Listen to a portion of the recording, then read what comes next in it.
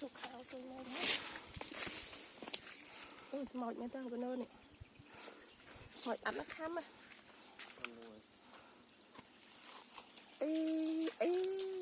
cái cam cào má lao cái lóng cái cam tôi vậy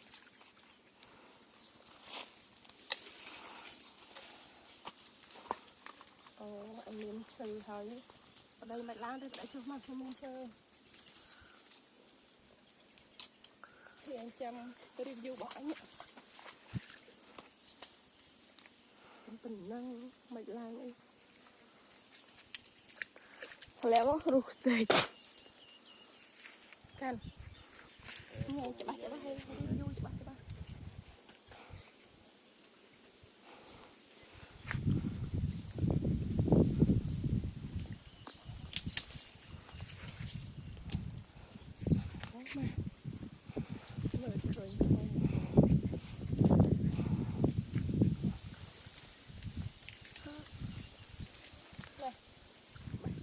anh thuật về từ về mang về một lóc đấy à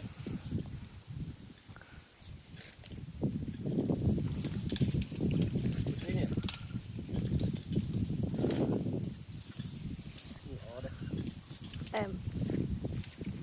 my creek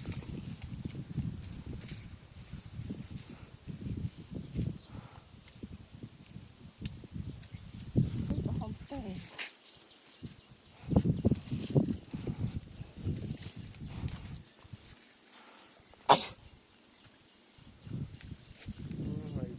nó cay lo mấy hả?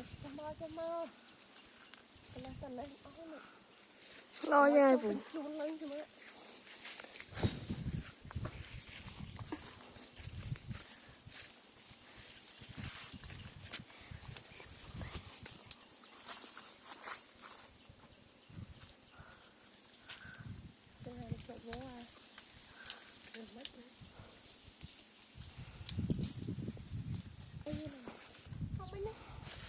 đó sẽ cho máu anh xem lại.